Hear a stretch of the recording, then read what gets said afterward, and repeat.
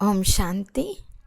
ఈరోజు Murali date 19th November 2024. బాబా చెప్తున్నారు, మధురమైన పిల్లల్లారా, మీ స్మృతి చాలా అద్భుతమైనది. ఎందుకంటే మీరు ఒకేసారి తండ్రి, టీచర్, సద్గురు ముగ్గురిని స్మృతి చేస్తారు.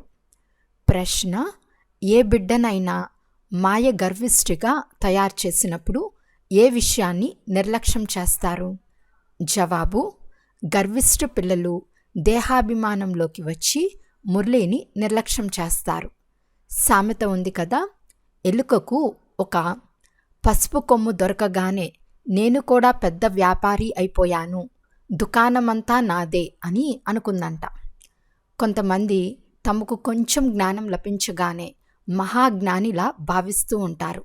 నిజమైన జ్ఞాని నిరహంకారిగా, ఎంతో నమ్రతగా ఉంటాడు. చాలామంది పిల్లలు మురళిని చదవరు. మాకు నేరుగా శివబాబాతోనే సంబంధం ఉందని అంటారు. బాబా చెప్తున్నారు, పిల్లలు, మురళిలో కొత్త కొత్త విషయాలు వెలువడుతూ ఉంటాయి కనుక మురళిని ఎప్పుడూ మిస్ చేయరాదు. దీనిపై చాలా గమనం ఉండాలి. ఓం శాంతి.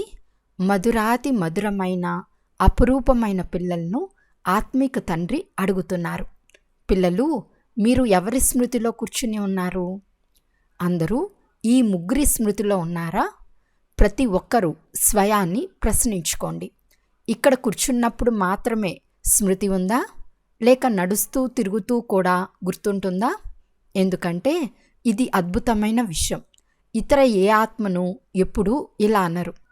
భలే, ఈ లక్ష్మీనారాయణులు విశ్వాధికారులే, కానీ వారి ఆత్మలను ఎవ్వరూ తండ్రి, టీచర్, సద్గురు కూడా మీరే అని అనరు. కానీ మొత్తం ప్రపంచంలోని ఇతర ఏ జీవాత్మలు, ఏ ఆత్మల్లోనూ ఇలా పిలవరు. పిల్లలైన మీరే ఈ విధంగా స్మృతి చేస్తారు. మీ ఆంతరికంలో ఈ బాబా బాబాయే కాక టీచర్, సద్గురు కూడా అయ్యారని అనిపిస్తుంది. అది కూడా అత్యంత శ్రేష్టం. ముగ్గురిని స్మృతి చేస్తున్నారా, లేక ఒక్కరినేనా? వారు ఒక్కరే అయినా 3 గుణాలతో స్మృతి చేస్తారు. శివబాబా మన తండ్రే కాక టీచర్, సద్గురు కూడా అయ్యారు. దీనిని అసాధారణమని అంటారు. కూర్చున్నప్పుడు లేక నడుస్తూ తిరుగుతూ ఉన్నప్పుడు ఇది గుర్తుండాలి. బాబా, మీరు మాకు తండ్రి, టీచర్, సద్గురు కూడా అయ్యారని స్మృతి చేస్తున్నారా అని బాబా అడుగుతున్నారు. ఏ దేహదారి కూడా ఇలా ఉండేందుకు వీలు లేదు. దేహదారుల్లో మొదటివాడు కృష్ణుడు. వారిని తండ్రి, టీచర్, సద్గురు అని అనరాదు. ఇది చాలా అద్భుతమైన విషయం. కావున 3 రూపాలలో స్మృతి చేస్తున్నారా? సత్యంగా చెప్పండి. భోజనం చేయనప్పుడు కేవలం శివబాబాను స్మృతి చేస్తున్నారా, లేక 3 రూపాలలో స్మృతి చేస్తున్నారా? అంటే బుద్ధిలోకి 3 రూపాలు వస్తున్నాయా? ఏ ఇతర ఆత్మను ఇలా అనలేరు. ఇది అద్భుతమైన విషయం. ఈ తండ్రిది విచిత్రమైన మహిమ. కావున అటువంటి తండ్రిని అలాగే స్మృతి చేయాలి. అప్పుడు బుద్ధి ఇటువంటి అద్భుతమైన తండ్రి వైపుకు వెళ్ళిపోతుంది. ఆ తండ్రే స్వయంగా కూర్చుని తన పరిచయాన్ని ఇస్తున్నారు. అంతేకాక పూర్తి సృష్టి చక్ర జ్ఞానం కూడా ఇస్తున్నారు. ఈ యుగాలిలా ఉన్నాయి. ఒక్కొక్క యుగం ఇన్ని సంవత్సరాలు ఇలా తిరుగుతూనే ఉంటుంది. ఈ జ్ఞానం కూడా ఆ రచయిత స్వయంగా ఇస్తున్నారు. అందువలన వారిని స్మృతి చేయటం వలన చాలా సహాయం లభిస్తుంది. తండ్రి, టీచర్, సద్గురు వారొక్కరే. ఇంత శ్రేష్టమైన వారెవ్వరూ ఉండరు. కానీ మాయ ఇటువంటి తండ్రిని కూడా మర్పింపచేస్తుంది. అప్పుడు టీచర్, గురువును కూడా మర్చిపోతారు.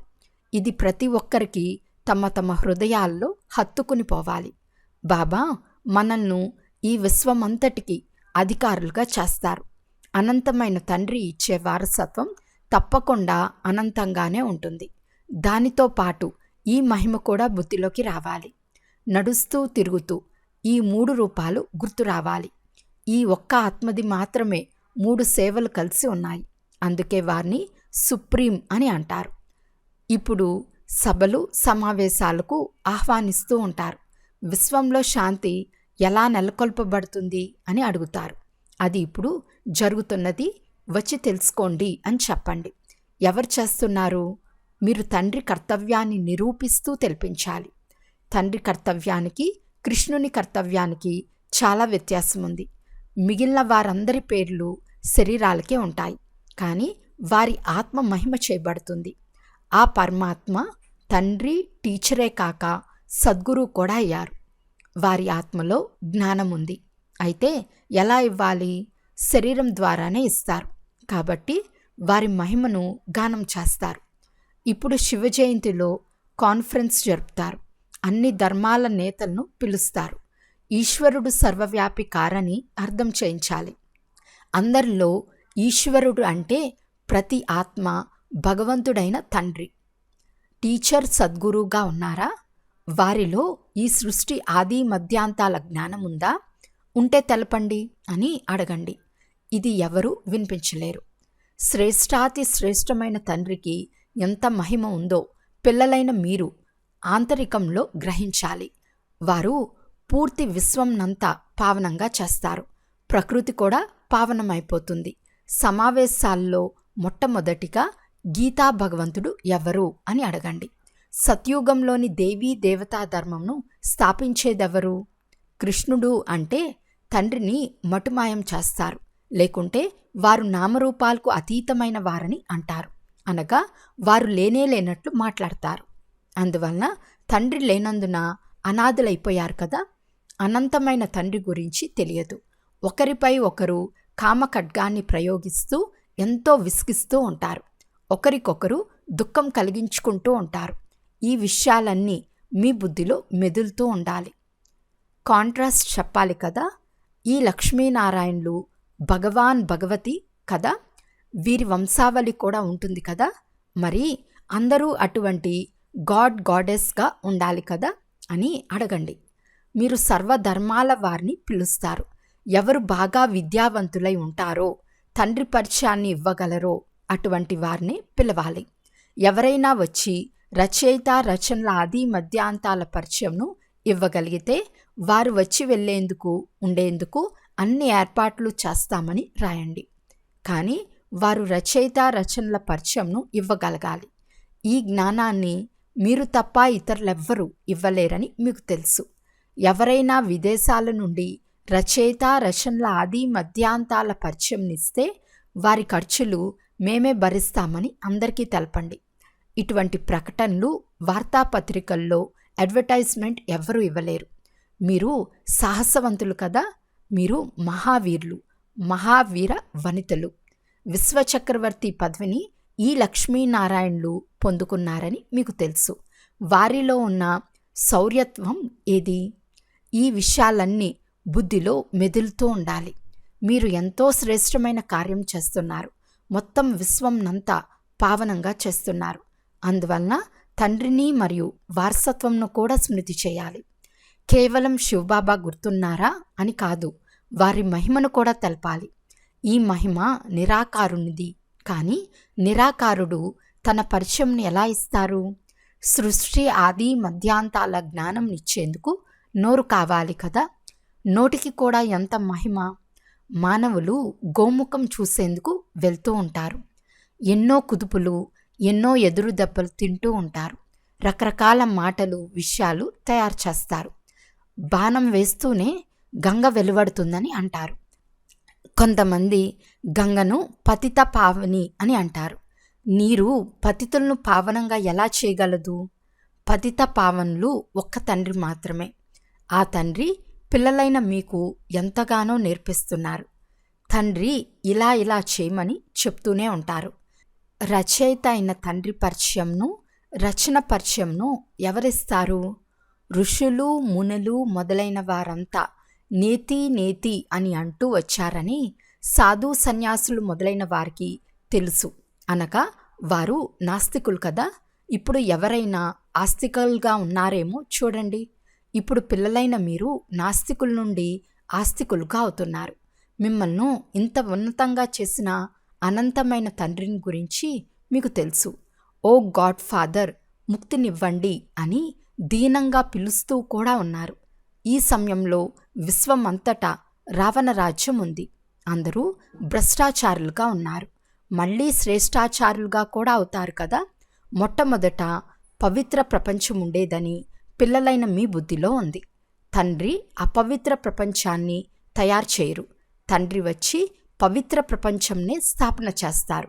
దానిని శివాలయం అని అంటారు. శివబాబా శివాలయాన్ని తయారు చేస్తారు కదా. వారెలా తయారు చేస్తారో కూడా మీకు తెలుసు. మహాప్రలయం, జలమయం మొదలైనవేవీ జరగవు. శాస్త్రాల్లో ఏదేదో రాసేశారు. మిగిలిన ఉన్న పంచ పాండవులు హిమాలయ పర్వతాలపై కరిగిపోయినట్లు రాశారు.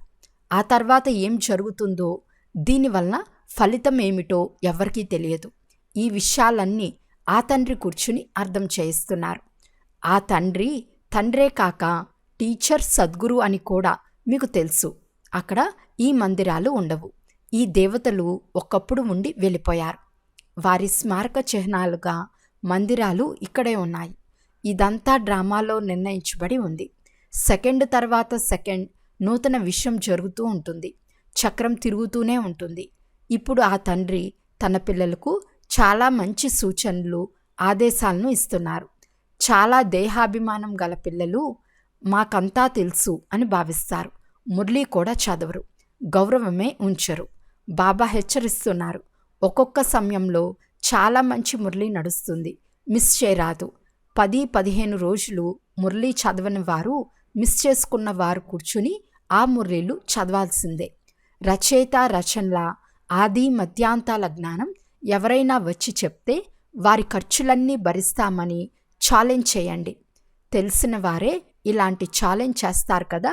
టీచర్కు కూడా స్వయం తెలిసినప్పుడే కదా అడుగుతారు. తెలియకుంటే ఎలా అడుగుతారు? ఎలా ఛాలెంజ్ చేస్తారు?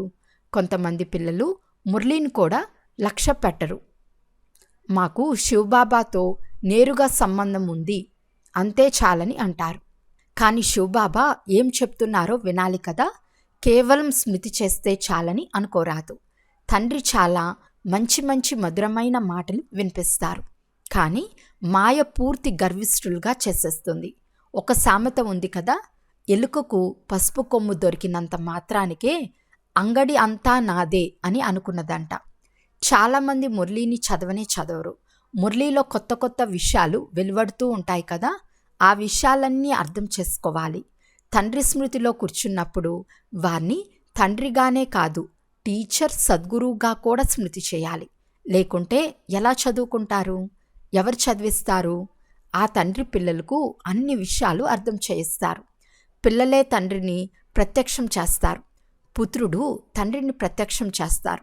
తర్వాత తండ్రి పిల్లలను ప్రత్యక్షం చేస్తారు. ఆత్మను ప్రత్యక్షం చేస్తారు. తర్వాత తండ్రిని ప్రత్యక్షం చేయటం పిల్లల కర్తవ్యం. తండ్రి కూడా పిల్లలను వదిలిపెట్టరు. ఈరోజు ఫలానా చోటికి, ఈరోజు ఇక్కడికి వెళ్ళండని అంటారు. వీరికి ఆజ్ఞలు ఇచ్చేవారెవ్వరూ లేరు. ఆహ్వానం మొదలైనవి వార్తాపత్రికల్లో వస్తాయి. ఈ సమయంలో ప్రపంచంలోని వారంతా నాస్తికులే. ఆ తండ్రే వచ్చి ఆస్తికులుగా చేస్తారు. ఈ సమయంలో ప్రపంచమంతా పైసాకు కొరగానిదిగా ఉంది. అమెరికా వద్ద ఎంత ధనం సంపద ఉన్నా పైసాకు పనికిరాదు. ఇదంతా నాశనమైపోతుంది కదా. ఈ ప్రపంచం అంతటిని మీరు 16 అణాల సమానంగా సంపన్నంగా చేస్తున్నారు. అక్కడ నిరుపేదలెవ్వరూ ఉండరు. పిల్లలైన మీరు సదా జ్ఞానాన్ని స్మృతి చేస్తూ హర్షితంగా ఉండాలి. అతీంద్రియ సుఖంను గురించి అడగాలి అంటే గోపికల్నే అడగండి అనే మహిమ ఉంది. ఇవన్నీ సంగం యుగంలోని విషయాలే. సంగం యుగం గురించి ఇతరులెవ్వరికీ తెలియదు. విహంగ మార్గ సేవ చేస్తూ బహుశా మహిమ వస్తుంది. ఓహో ప్రభు, మీ లీలలు అద్భుతమనే మహిమ కూడా ఉంది. భగవంతుడు తండ్రి, టీచర్, సద్గురు కూడా అయ్యారని ఎవరికీ తెలియదు. ఇప్పుడు తండ్రి పిల్లలకు నేర్పిస్తూ ఉంటారు. పిల్లలకు ఈ నశ, సంతోషం స్థిరంగా ఉండాలి. అంతిమం వరకు నశ ఉండాలి. ఇప్పుడైతే నశ వెంటనే సోడా నీటి వలె అవుతుంది. సోడా కూడా అలా అవుతుంది కదా. కొంత సమయం అలా వదిలేస్తే ఉప్పు నీరుగా అయిపోతుంది. అలా అవ్వరాదు. ఎవరికైనా వారు ఆశ్చర్యపడినట్లు అర్థం చేయించాలి. బాగుంది బాగుంది అని అంటారు. కానీ వారు సమయాన్ని కేటాయించి జీవితాలను తయారు చేసుకోవటం చాలా కష్టం. వృత్తి వ్యాపారాదులు చేయరాదని బాబా ఎప్పుడు చెప్పరు. పవిత్రులుగా అవ్వండి, నేను చెప్పే చదువును గుర్తుంచుకోండి అని చెప్తారు. వీరు టీచర్ కదా, ఇది అసాధారణమైన చదువు, మామూలు చదువు కాదు. ఏ మానవుడు కూడా ఈ చదువును నేర్పించలేరు. ఆ ఒక్క తండ్రి మాత్రమే భాగ్యశాలి రథంలో వచ్చి చదివిస్తారు. తండ్రి అర్థం చేయిస్తున్నారు. ఇది సింహాసనం, దానిపై అకాల మూర్తి అయిన ఆత్మ వచ్చి ఆసీనమవుతుంది. దానికి ఆ పాత్ర లభించింది. మిగిలినవన్నీ కృత్రిమ విషయాలు. ఇవి బాగా ధారణ చేసేందుకు గుర్తుపెట్టుకోవాలి. ముడిని తాకగానే గుర్తుకొస్తుంది. కానీ పిల్లలు ఎందుకు ముడి వేసుకుంటున్నారో కూడా మర్చిపోతారు. మీకు ఇది చాలా బాగా గుర్తుండాలి. తండ్రి స్మృతితో పాటు జ్ఞానం కూడా ఉండాలి. ముక్తే కాక జీవన్ముక్తి కూడా ఉంది. మీరు పదే పదే మర్చిపోతారు. అందువలన గుర్తు చేయిస్తూ ఉంటాను. శివబాబాను స్మృతి చెయ్యండి. వారు తండ్రి, టీచర్ కాక సద్గురువు కూడా అయ్యారు. చిన్న పిల్లలు ఇలా స్మృతి చేయరు. తండ్రి, టీచర్, గురువు అని కృష్ణుణ్ణి అనరు. కృష్ణుడు సత్యుగ రాకుమారుడు. అతడు గురువెలా అవుతాడు? దుర్గతిలో గురువు అవసరం. తండ్రి వచ్చి అందరికీ సద్గతిని ఇస్తారనే మహిమ కూడా ఉంది. కృష్ణుణ్ణి నల్లని బొగ్గులా తయారు చేశారు. తండ్రి చెప్తున్నారు, ఈ సమయంలో అందరూ కామచిత్తు పైకెక్కి నల్ల బొగ్గు వలె అయ్యారు. అందుకే నల్లనివాడు అని అంటారు. ఇవన్నీ అర్థం చేసుకోవలసిన ఎంతో నిగూఢమైన విషయాలు. అందరూ గీతను పఠిస్తారు. అన్ని శాస్త్రాలను ఒప్పుకునేది భారతీయులే. అందరి చిత్రాలను ఉంచుకుంటారు. మరి ఇది వ్యభిచారి భక్తియే కదా. ఒక్క శివునికి చేయనదే అవ్యభిచారి భక్తి. జ్ఞానం కూడా ఒక్క శివబాబా ద్వారానే లభిస్తుంది. ఈ జ్ఞానమే ప్రత్యేకమైనది. దీనిని ఆధ్యాత్మిక జ్ఞానం అని అంటారు.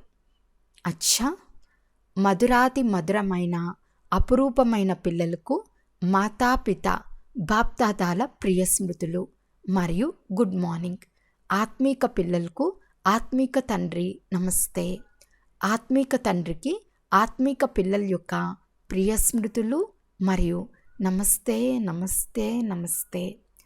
ధారణ కొరకు ముఖ్య సారం. ఫస్ట్ పాయింట్, నశించే నష వదిలి పైసాకు కొరగాకుండా ఉన్న మేమిప్పుడు సంపూర్ణ రూపాయిగా అవుతూ ఉన్నాము. స్వయం భగవంతుడే మమ్మల్ని చదివిస్తున్నారు. ఇది మామూలు చదువు కాదు, అసాధారణమైన విద్య అనే అలౌకిక నష ఉండాలి.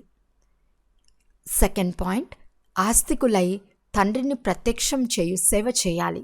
గర్విష్ఠులై ఎప్పుడూ మురళిని మిస్ చేయరాదు. వరదానము, పవిత్రత యొక్క పునాది ద్వారా సదా శ్రేష్టమైన కర్మ చేసే పూజ్య ఆత్మాభవ. పవిత్రత పూజలుగా చేస్తుంది. సదా శ్రేష్టమైన కర్మలు చేసేవారే పూజలుగా అవుతారు. కానీ పవిత్రత అంటే కేవలం బ్రహ్మచార్యమే కాదు. మనసా సంకల్పంలో కూడా ఎవరి పట్ల నెగిటివ్ సంకల్పం ఉత్పన్నమవ్వరాదు. మాటలో కూడా అయథార్థము ఉండరాదు. సంబంధ సంపర్కంలో కూడా భేదం ఉండరాదు. అందరితో ఒకే విధమైన మంచి సంబంధం ఉండాలి. మనసా వాచా కర్మన ఏ విషయంలోనూ పవిత్రత ఖండితం అవ్వరాదు. అప్పుడే పూజ్య ఆత్మ అని అంటారు. నేను పరం పూజ్య ఆత్మను. ఈ స్మృతి ద్వారా పవిత్రత యొక్క పునాదిని గట్టిగా చేసుకోండి. స్లోగన్, సదా వాహ్ నేను అనే నషాలో ఉంటే మనసు మరియు తనువుతో న్యాచురల్గా సంతోషంతో నాట్యం చేస్తూ ఉంటారు. అచ్చా, ఓం శాంతి.